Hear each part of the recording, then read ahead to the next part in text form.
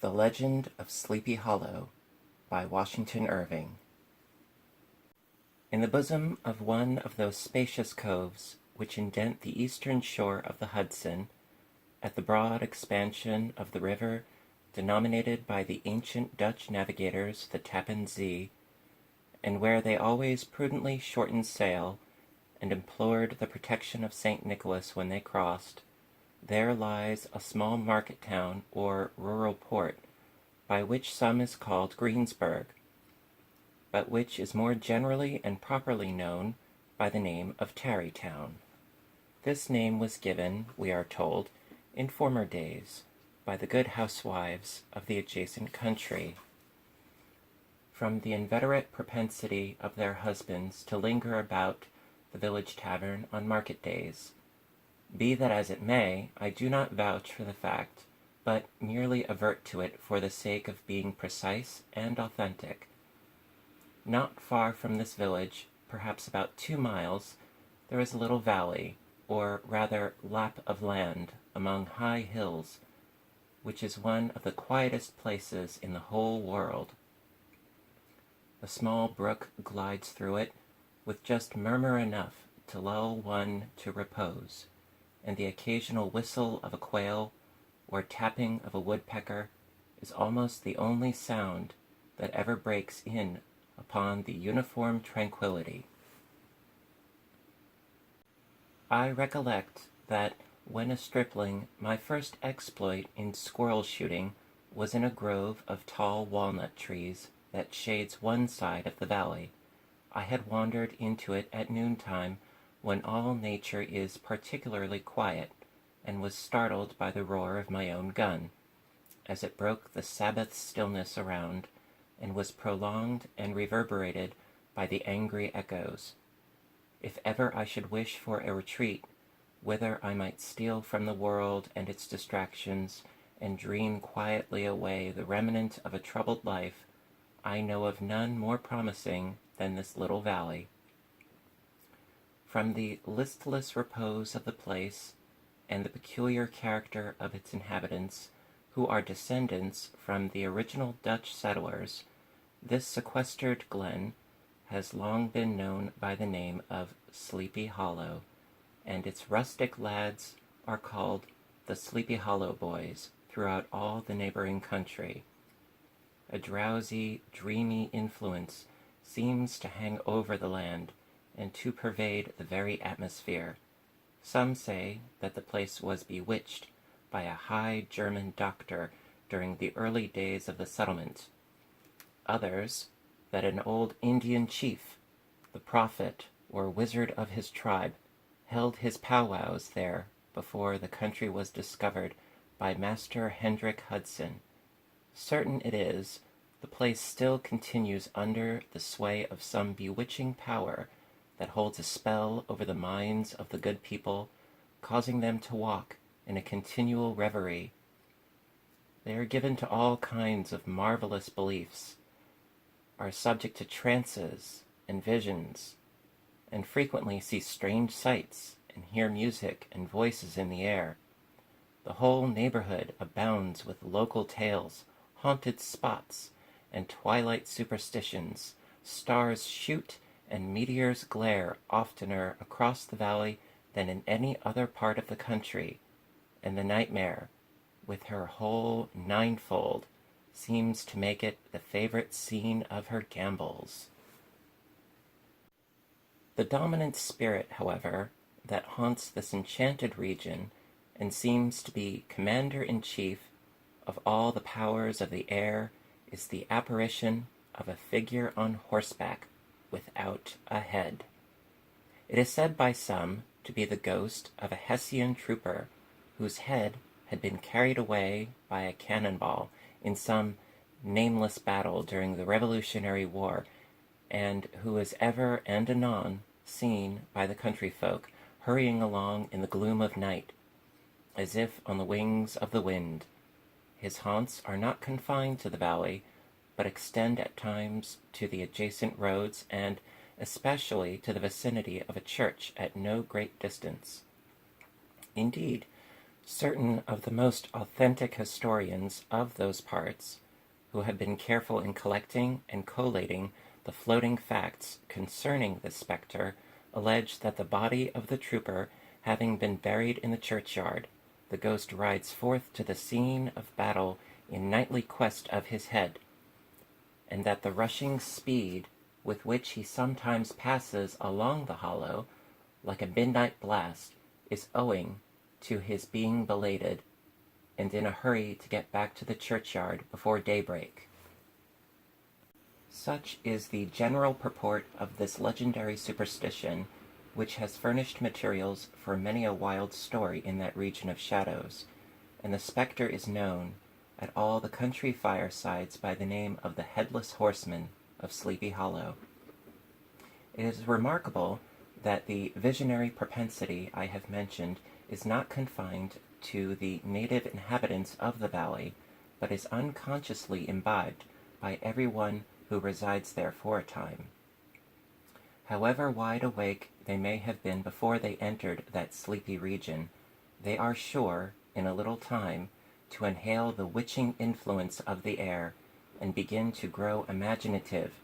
to dream dreams, and see apparitions. I mention this peaceful spot with all possible laud, for it is in such little retired Dutch valleys, found here and there embosomed in the great state of New York, that population, manners, and customs remain fixed, while the great torrent of migration and improvement, which is making such incessant changes in other parts of this restless country, sweeps by them unobserved. They are like those little nooks of still water which border a rapid stream, where we may see the straw and bubble riding quietly at anchor, or slowly revolving in their mimic harbor, undisturbed by the rush of the passing current. Though many years have elapsed since I trod the drowsy shades of Sleepy Hollow, yet I question whether I should not still find the same trees and the same families vegetating in its sheltered bosom. In this byplace of nature there abode, in a remote period of American history, that is to say, some 30 years since, a worthy white of the name of Ichabod Crane, who sojourned, or, as he expressed it, tarried, in Sleepy Hollow, for the purpose of instructing the children of the vicinity. He was a native of Connecticut, a state which supplies the Union with pioneers for the mind as well as for the forest, and sends forth yearly its legions of frontier woodsmen and country schoolmasters. The cognomen of Crane was not inapplicable to his person.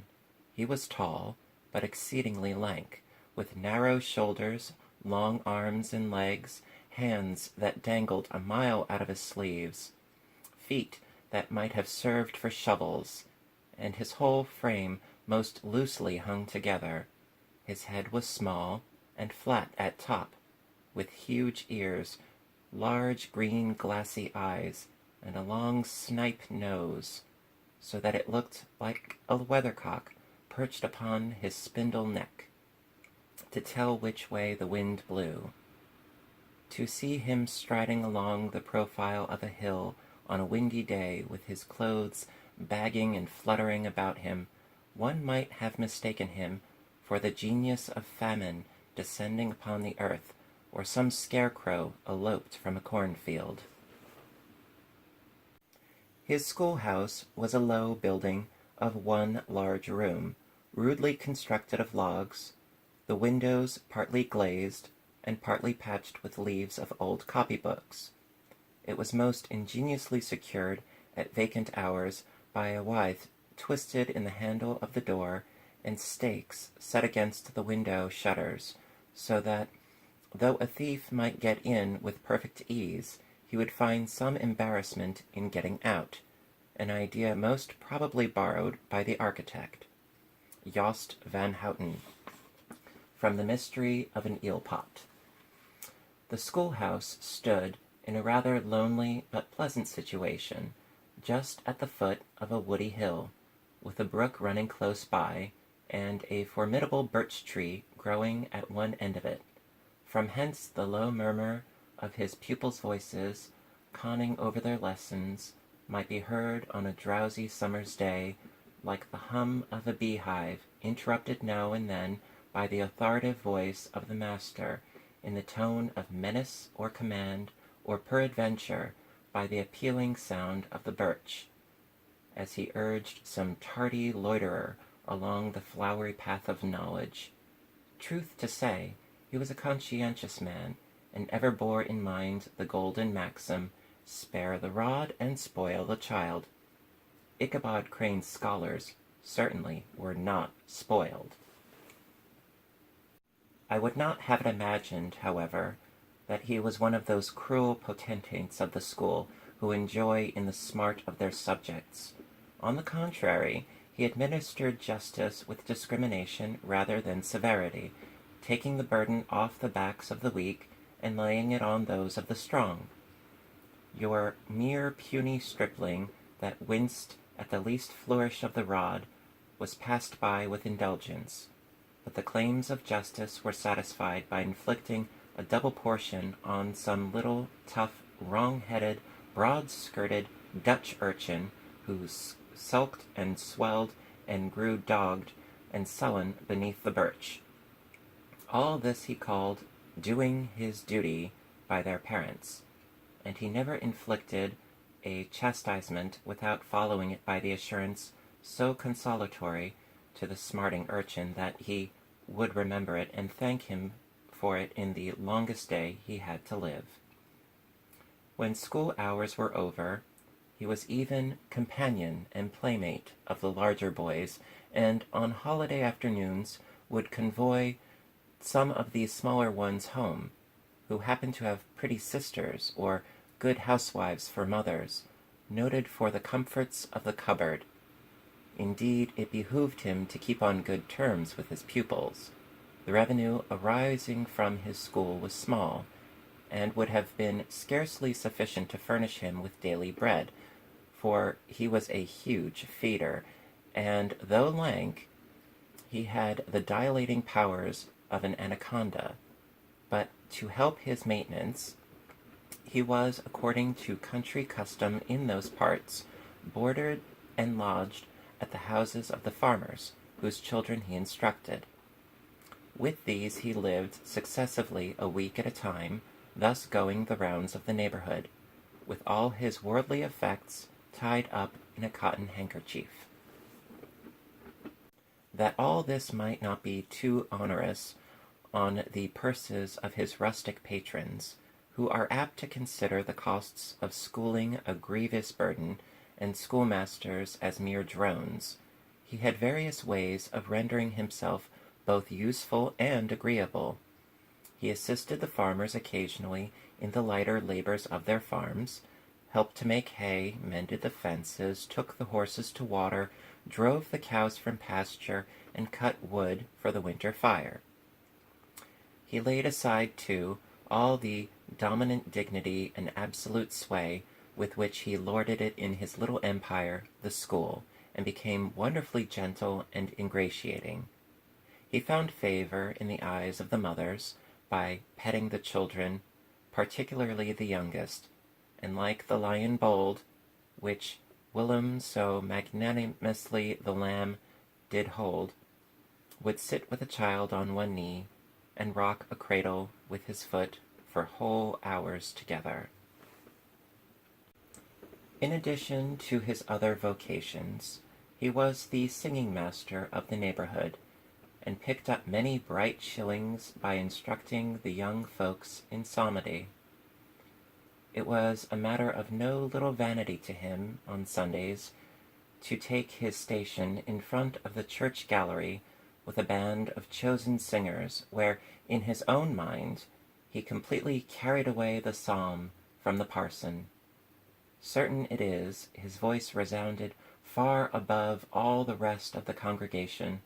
and there are particular quavers still to be heard in that church.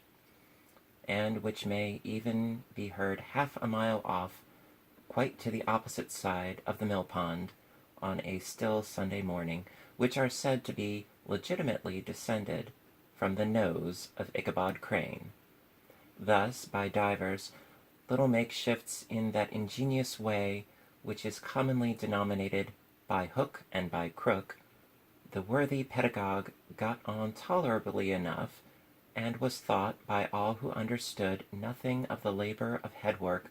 to have a wonderfully easy life of it. The schoolmaster is generally a man of some importance in the female circle of a rural neighborhood, being considered a kind of idle, gentlemanlike personage, of vastly superior taste and accomplishments to the rough country swains, and indeed inferior in learning only to the parson. His appearance, therefore, is apt to occasion some little stir at the tea-table of a farmhouse, and the addition of a supernumerary dish of cakes or sweetmeats, or peradventure the parade of a silver teapot. Our man of letters, therefore, was peculiarly happy in the smiles of all the country damsels. How he would figure among them in the churchyard between services on Sundays, gathering grapes for them from the wild vines that overrun the surrounding trees, reciting for their amusement all the epitaphs on the tombstones, or sauntering with a whole bevy of them along the banks of the adjacent mill pond,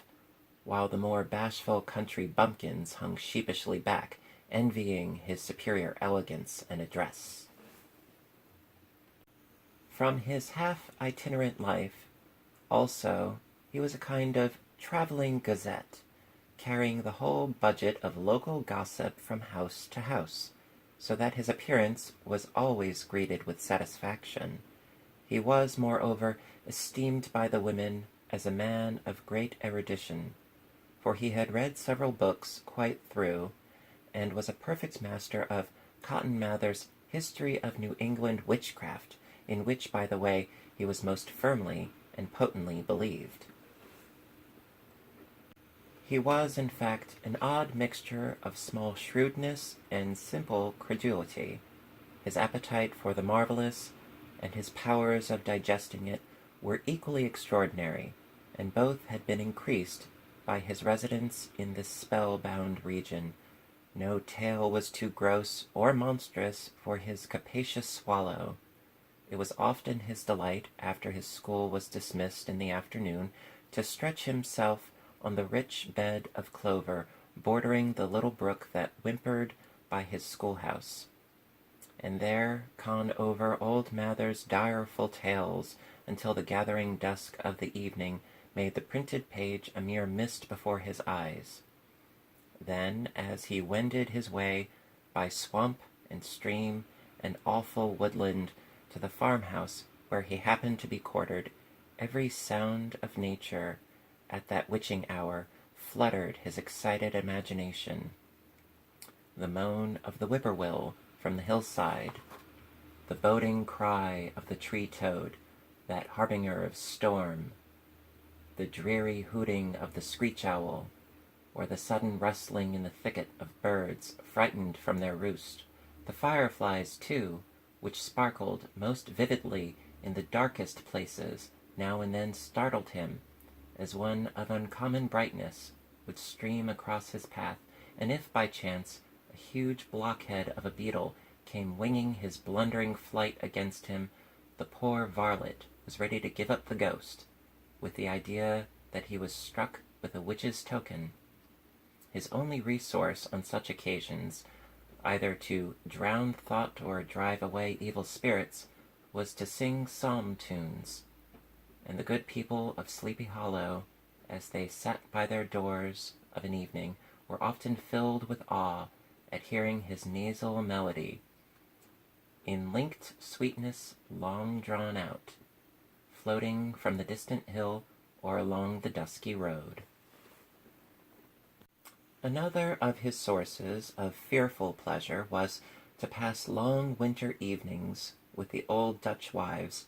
as they sat spinning by the fire, with a row of apples roasting and spluttering along the hearth,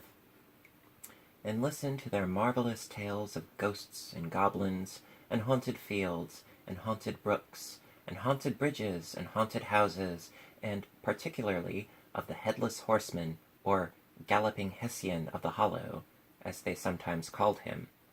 He would delight them equally by his anecdotes of witchcraft, and the direful omens and portentous sights and sounds in the air, which prevailed in the earlier times of Connecticut, and would frighten them woefully with speculations upon comets and shooting stars, and with the alarming fact that the world did absolutely turn round, and that they were half the time topsy-turvy. But if there was a pleasure in all this, while snugly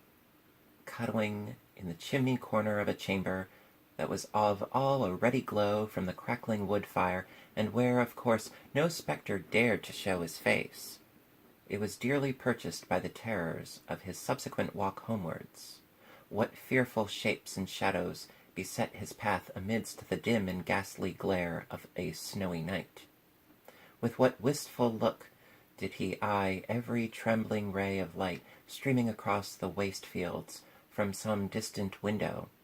How often was he appalled by some shrub covered with snow, which, like a sheeted spectre, beset his very path! How often did he shrink with curdling awe at the sound of his own steps on a frosty crust beneath his feet, and dread to look over his shoulder, lest he should behold some uncouth being tramping close behind him! And how often was he thrown into complete dismay by some rushing blast howling among the trees, in the idea that it was the galloping Hessian on one of his nightly scourings! All these, however, were mere terrors of the night, phantoms of the mind that walk in darkness, and though he had seen many spectres in his time, and been more than once beset by Satan in divers shapes, in his lonely perambulations, yet daylight put an end to all these evils, and he would have had passed a pleasant life of it, in despite of the devil and all his works, if his path had not been crossed by a being that caused more perplexity to mortal man than ghosts and goblins, and the whole race of witches put together, and that was a woman. Among the musical disciples who assembled, one evening each week, to receive his instructions in psalmody, was Katrina van Tassel, the daughter and only child of a substantial Dutch farmer. She was a blooming lass of fresh 18, plump as a partridge, ripe and melting and rosy-cheeked as one of her father's peaches, and universally famed not merely for her beauty, but for her vast expectations. She was withal a little of a coquette, as might be perceived even in her dress, which was a mixture of ancient and modern fashions, as most suited to set off her charms. She wore the ornaments of pure yellow gold, which her great-great-grandmother had brought over from Saardam, the tempting stomacher of the olden time, and withal a provokingly short petticoat to display the prettiest foot and ankle in the country round. Ichabod Crane had a soft and foolish heart towards the sex, and it is not to be wondered at that so tempting a morsel soon found favor in his eyes, more especially after he had visited her in her paternal mansion. Old Baltus Van Tassel was a perfect picture of a thriving, contented, liberal-hearted farmer. He seldom, it is true, sent his eyes or his thoughts beyond the boundaries of his own farm, but within those everything was snug, happy, and well-conditioned. He was satisfied with his wealth, but not proud of it, and piqued himself upon the hearty abundance rather than the style in which he lived. His stronghold was situated on the banks of the Hudson, in one of those green, sheltered, fertile nooks in which the Dutch farmers are so fond of nestling. A great elm tree spread its broad branches over it, at the foot of which bubbled up a spring of the softest and sweetest water in a little well formed of a barrel, and then stole sparkling away through the grass to a neighboring brook that bubbled along among alders and dwarf willows. Hard by the farmhouse was a vast barn that might have served for a church, every window and crevice of which seemed bursting forth with the treasures of the farm. The flail was busily resounding within it from morning till night. Swallows and martins skimmed twittering about the eaves, and rows of pigeons, some with one eye turned up as if watching the weather, some with their heads under their wings, or buried in their bosoms, and others swelling and cooing and bowing about their dames, were enjoying the sunshine on the roof. Sleek, unwieldy porkers were grunting in the repose and abundance of their pens, whence sallied forth now and then troops of sucking pigs, as if to snuff the air. A stately squadron of snowy geese were riding in an adjoining pond, convoying whole fleets of ducks. Regiments of turkeys were gobbling through the farmyard, and guinea fowls fretted about it like ill-tempered housewives, with their peevish discontented cry. Before the barn door strutted a gallant cock, that pattern of a husband, a warrior, and a fine gentleman, clapping his burnished wings, and crowing in the pride and gladness of his heart, sometimes tearing up the earth with his feet, and then generously calling his ever-hungry family of wives and children to enjoy the rich morsel which he had discovered. The pedagogue's mouth watered as he looked upon this sumptuous promise of luxurious winter fare.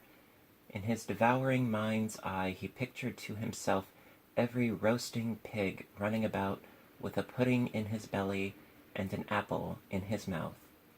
The pigeons were snugly put to bed in a comfortable pie and tucked in with a coverlet of crust. The geese were swimming in their own gravy, and the ducks pairing cosily in dishes, like snug married couples, with a decent competency of onion sauce. In the porkers he saw carved out of the future sleek side of bacon, and juicy, relishing ham, not a turkey, but he beheld daintily trussed up with its gizzard under its wing, and peradventure a necklace of savory sausages, and even bright Chanticleer himself lay sprawling on his back in a side dish, with uplifted claws, as if craving that quarter which his chivalrous spirit disdained to ask while living. As the enraptured Ichabod fancied all this,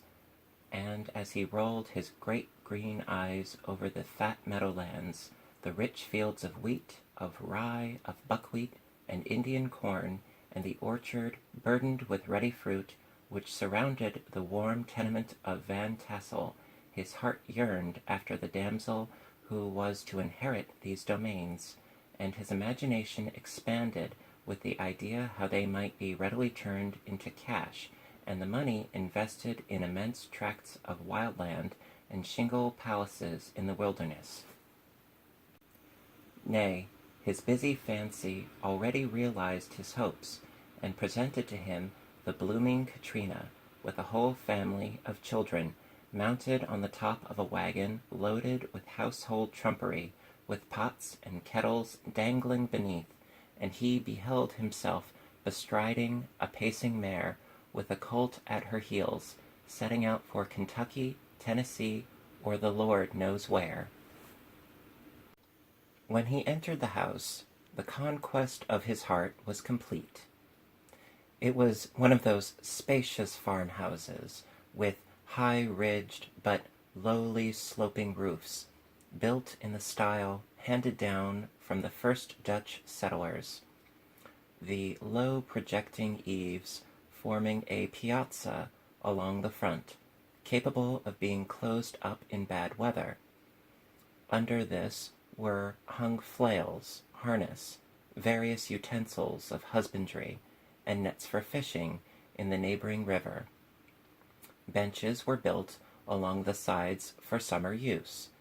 and a great spinning wheel at one end, and a churn at the other, showed the various uses to which this important porch might be devoted.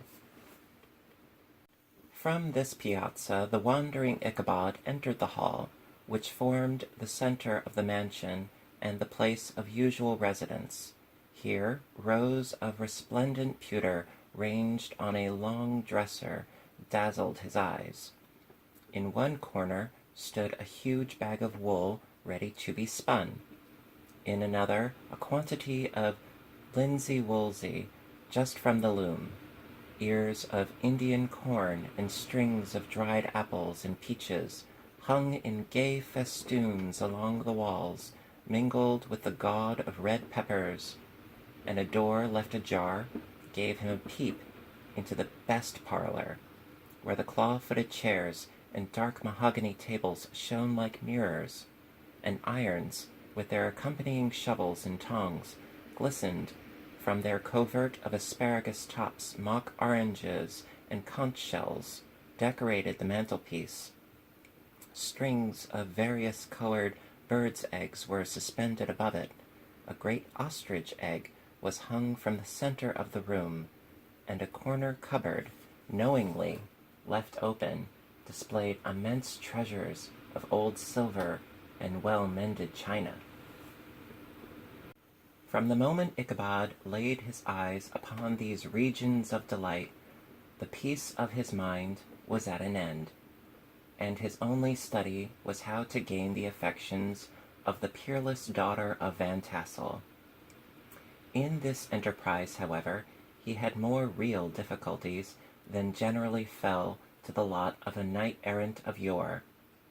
who seldom had anything but giants, enchanters, fiery dragons, and such like easily conquered adversaries to contend with, and had to make his way merely through gates of iron and brass and walls of adamant to the castle keep, where the lady of his heart was confined, all which he achieved as easily as a man could carve his way to the center of a Christmas pie, and then the lady gave him her hand as a matter of course. Ichabod, on the contrary, had to win his way to the heart of a country coquette, beset with a labyrinth of whims and caprices, which were forever presenting new difficulties and impediments, which he had to encounter a host of fearful adversaries of real flesh and blood, the numerous rustic admirers who beset every portal to her heart, keeping a watchful and angry eye upon each other, but ready to fly out in the common cause against any new competitor. Among these the most formidable was a burly, roaring, roystering blade of the name of Abraham, or, according to the Dutch abbreviation, Brom van Brunt, the hero of the country round, which rang with his feats of strength and hardihood. He was broad-shouldered and double-jointed, with short, curly black hair, and a bluff but not unpleasant countenance, having a mingled air of fun and arrogance. From his Herculean frame and great powers of limb, he had received the nickname of Brom Bones, by which he was universally known. He was famed for great knowledge and skill in horsemanship, being as dexterous on horseback as a Tartar. He was foremost at all races and cockfights, and, with the ascendancy which bodily strength acquires in rustic life, was the umpire in all disputes, setting his hat on one side and giving his decisions with an air and tone admitting of no gainsay or appeal. He was always ready for either a fight or a frolic, but had more mischief than ill will in his composition, and, with all his overbearing roughness, there was a strong dash of waggish good humor at the bottom. He had 3 or 4 boon companions who regarded him as their model, and at the head of whom he scoured the country, attending every scene of feud or merriment for miles round.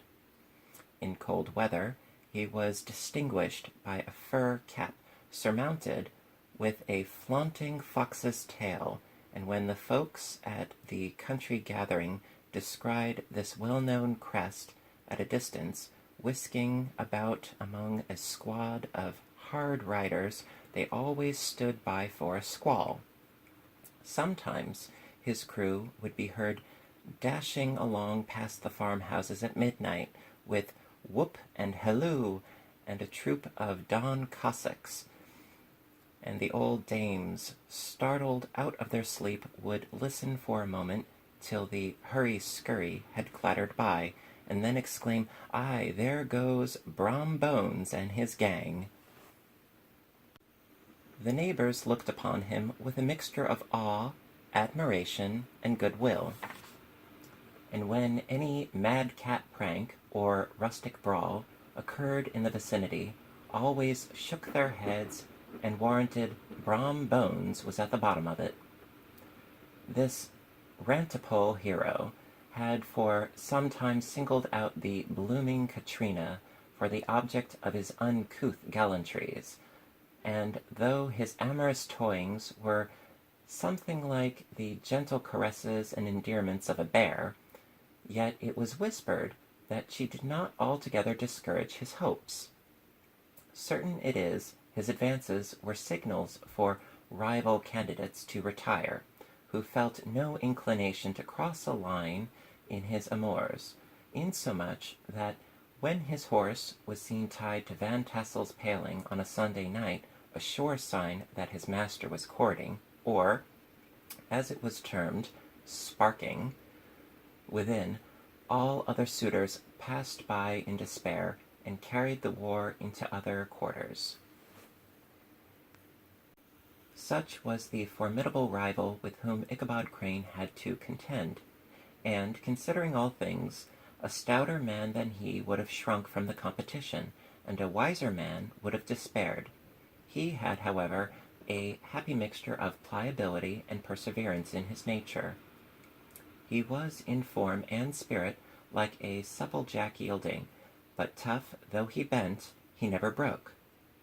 And though he bowed beneath the slightest pressure, yet, the moment it was away, jerk, he was as erect, and carried his head as high as ever. To have taken the field openly against his rival would have been madness, for he was not a man to be thwarted in his amours, any more than that stormy lover Achilles. Ichabod, therefore, made his advances in a quiet and gently insinuating manner, under cover of his character of singing master. He had made frequent visits at the farmhouse, not that he had anything to apprehend from the meddlesome interference of parents, which is so often a stumbling block in the path of lovers. Balt Van Tassel was an easy, indulgent soul. He loved his daughter better even than his pipe, and, like a reasonable man and an excellent father, let her have her way in everything. His notable little wife, too, had enough to do to attend to her housekeeping and to manage her poultry, for, as she sagely observed, ducks and geese are foolish things, and must be looked after, but girls can take care of themselves. Thus, while the busy dame bustled about the house or plied her spinning-wheel at one end of the piazza, honest Balt would sit smoking his evening pipe at the other, watching the achievements of a little wooden warrior who, armed with a sword in each hand, was most valiantly fighting the wind on the pinnacle of the barn. In the meantime, Ichabod would carry on his suit with the daughter by the side of the spring under the great elm, or sauntering along in the twilight, that hour so favorable to the lover's eloquence. I profess not to know how women's hearts are wooed and won. To me, they have always been matters of riddle and admiration. Some seem to have but one vulnerable point or door of access, while others have 1,000 avenues, and may be captured in 1,000 different ways. it is a great triumph of skill to attain the former, but a still greater proof of generalship to maintain possession of the latter, for the man must battle for his fortress at every door and window.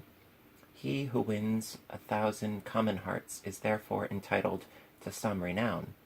but he who keeps undisputed sway over the heart of a coquette is indeed a hero. Certain it is, this was not the case with the redoubtable Brom Bones, and from the moment Ichabod Crane made his advances, the interests of the former evidently declined. His horse was no longer seen tied at the palings on Sunday nights, and a deadly feud gradually arose between him and the preceptor of Sleepy Hollow. Brom, who had a degree of rough chivalry in his nature, would fain have carried matters to open warfare, and have settled their pretensions to the lady according to the mode of those most concise and simple reasoners, the knights errant of yore, by single combat. But Ichabod was too conscious of the superior might of his adversary to enter the lists against him. He had overheard a boast of Bones that he would double the schoolmaster up and lay him on a shelf of his own schoolhouse. He was too wary to give him an opportunity. There was something extremely provoking in this obstinately pacific system. It left Brom no alternative but to draw upon the funds of rustic waggery in his disposition, and to play off boorish practical jokes upon his rival. Ichabod became the object of whimsical persecution to Bones and his gang of rough riders. They harried his hitherto peaceful domains, smoked out his singing school by stopping up the chimney, broke into the schoolhouse at night in spite of his formidable fastenings of withe and window stakes, and turned everything topsy-turvy, so that the poor schoolmaster began to think all the witches in the country held their meetings there. But what was still more annoying, Brom took opportunities of turning him into ridicule in presence of his mistress, and had a scoundrel dog, whom he taught to whine in the most ludicrous manner, and introduced as a rival of Ichabod's to instruct her in psalmody. In this way matters went on for some time without producing any material effect on the relative situation of the contending powers. On a fine autumnal afternoon, Ichabod, in a pensive mood, sat enthroned on the lofty stool whence he usually watched all the concerns of his little literary realm. In his hand he swayed a ferule, that sceptre of despotic power. The birch of justice reposed on 3 nails. Behind the throne a constant terror to evildoers, while on the desk before him might be seen sundry contraband articles and prohibited weapons detected upon the persons of idle urchins, such as half-munched apples, pop-guns, whirligigs, fly-cages, and whole legions of rampant little paper gamecocks. Apparently, there had been some appalling act of justice recently inflicted, for his scholars were all busily intent upon their books, or slyly whispering behind them, with one eye kept upon the master, and a kind of buzzing stillness reigned throughout the schoolroom. It was suddenly interrupted by the appearance of a man in tow-cloth, jacket and trousers,